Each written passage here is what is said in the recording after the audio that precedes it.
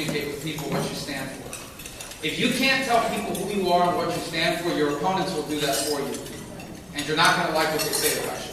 So you're better off doing it yourself. So it's a valid issue. It's a valid thing to do to raise money for a campaign or for their political cause. But what you're doing here today is even better than that, in my opinion. You're actually changing the lives of real people in Rubio. You're taking the money raised here today and you're putting it in classrooms to help children, to empower children, and to empower the people who teach them. To the teachers that make it possible, who every single day are on the front lines of all of the problems that our society faces and all the challenges that our country faces. And I'd like to take a moment and just recognize those teachers that all across the state and country are making a difference in the lives of our young people. And thank you on behalf of all of us.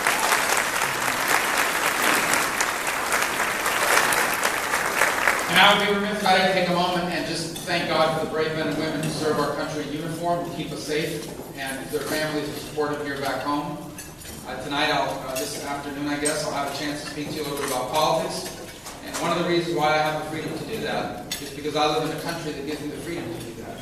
And that freedom is secured by brave men and women who every single day literally put their lives on the line to defend the principles we uphold. So I want to thank the brave men and women who serve our country in uniform all over the world.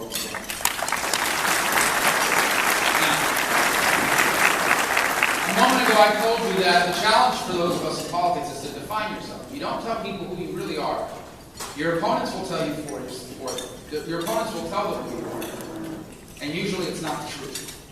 And I think sometimes, unfortunately, if anything we fail to do as a party, as a movement, as believers in limited government, is we have failed to tell our story and what we really stand for. And it's unfortunate because I think what we stand for are the principles that the vast majority of the American people support. And I believe what we stand for are the principles upon which this extraordinary nation wasn't just built, but the principles upon which it has flourished. So I think as we head into 2014, into all the challenges that lie ahead politically, it's a good opportunity for us to once again remind people of what it means to be a conservative Republican in the 21st century.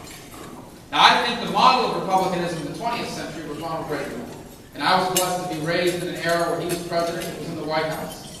And I think it helped define a generation of conservatives. It is no coincidence that as you look across the American political panorama, you find a bunch of conservative Republican leaders in their 40s and 50s.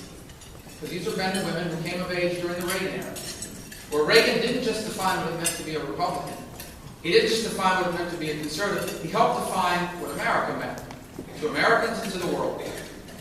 The problem is that is a constant process. It doesn't end with one generation or one president or one leader. It is our challenge in each generation to define what America means and what our principles are in each century and each decade with each new issue that arises. And likewise is the role of our party to be the voice and the home of those of us who believe in limited government and free enterprise and in the traditional values, the cornerstones of America's greatness. I would start by saying that the Republican Party has always been and must remain the party of national security. The party that understands that the world is a safer and better place when America is the strongest military power on the earth. The party that understands that we're not going to invade every country, or of course we're not going to be involved in every war. In fact, we should avoid them. But also the party that understands that the best way to avoid armed conflict, the best way to keep the peace, is to be strong militarily. Weakness has always invited attack. Weakness has always invited enemies to test you. It is only through strength that real achievable peace has ever really happened. And if you look at the story of the world after World War II, it has not been the perfect era. But there is a reason why the world was more peaceful and didn't have a third world war. And that is because America was the strongest military power on earth and was able to defend our values wherever they were challenged, and more importantly, because our adversaries dare not even try them. So we must remain the party of national security.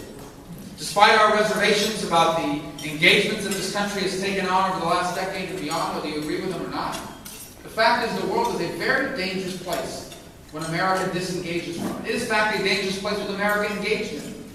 When America disengages from issues around the world, what follows is chaos and violence and the rise and the victory of radicalism. We cannot allow that to happen. And so I hope that moving forward, when people identify Republicans, they identify it as the party of those who believe in strong national security. Not as an interventionist party that's always looking for a fight to take on somewhere around the world, but as a party that also understands that American military power is a linchpin of our ability to influence the world towards peace, democracy, and freedom. The second thing I hope people will understand about us is we're the party of upward mobility. We have nothing against the people who have made it. We celebrate people that have made it. If you have made a lot of money, if you've been a success in life, we hold you up as an example and an inspiration. We don't envy you, we celebrate it. But you don't need government's help. What you need is government to leave you alone so you can go out and continue to be successful and bring other people along with you. We stand for the people who are trying to do it. For the employees that one day want to become an employer. For the small businessman or woman who's trying to get ahead. For that young person who's trying to go back to school and get a degree in something so that they can emerge from this dead-end job that they have now and provide a better future for themselves and their family. That's what we stand for. That's what truly needs policies that we can help with. And the way we help them is not with big government, as tempting as it may sound. As tempting as it may sound to some, let's raise taxes on rich people and use that money to help you. Let's create a universal health care system for all Americans. As tempting as that may sound, the problem with big government is it has never worked. Anywhere in the world that has ever been tried, big government has never ever worked. The result of big government is stagnant economies, where the same people and the same families and the same big companies dominate the economy generation after generation, and everyone else is stuck working for them. In countries where the government dominates the economy, the people who are connected to the government, they're the ones who win. And everyone else is stuck doing whatever their parents did for a living. We're the opposite of that. America's the opposite of that. And that's why we believe in free enterprise and individual empowerment. When we talk about wanting lower taxes and a stable tax code, it's not because we want to defund government. We understand there has to be some taxes paid. We have to fund the legitimate operations of government. The problem is we understand that every penny that's increased in taxes is money that's no longer available to invest in your business. It's money that's no longer in the pockets of your customers. It's money that's no longer available to grow the free enterprise system. That's why we talk about lowering the cost of regulations. It's not because we don't believe our food should be safe or our air should be clean or our water should be drinkable. It's because we understand that if regulations get out of control, the cost of doing business becomes high. And then people can't go into business. And then they're afraid to hire new people or expand. It's the reason why we oppose Obamacare and want to repeal it. It's not because we don't want health insurance for people, the contrary. We want every American to be able to afford to buy the health insurance they want for themselves from any company in America that will sell it to them at a price that they can afford. But we understand that what's in place now is a bureaucratic nightmare. Thousands upon thousands of pages and new rules that no one has any idea how we're going to comply with. We know for a certainty that there are jobs that will not be created and businesses that will not be opened because of the cost of complying with this health care law. And that's why we want to deal with the national debt. Not because we're a bunch of accountants like to scold people for spending too much. And certainly one of the reasons is because of the moral hazard associated with it, because it is morally wrong for one generation of Americans to saddle the next with this kind of debt. But even more so because we understand that this national debt isn't just something that hurts us 50 years from now or 10 years from now. It's hurting us right now. There are jobs that are not being created because of our national debt. There are businesses that are not being opened because of our national debt. Why? Because every penny the government borrows is money that's not available for the private economy. And because people that do have access to money are afraid to invest it in a country that owes $17 trillion and growing and has no plan in place to fix it. And that's the fundamental challenge that we have today. You see, our economy grows. It's not some complicated calculation. It's pretty straightforward. The economy grows when people or businesses that have access to money take that money and risk it to open a new business or to grow an existing one. When they do that, it creates jobs. Jobs create prosperity. Prosperity creates more prosperity for others. That's the cycle of prosperity.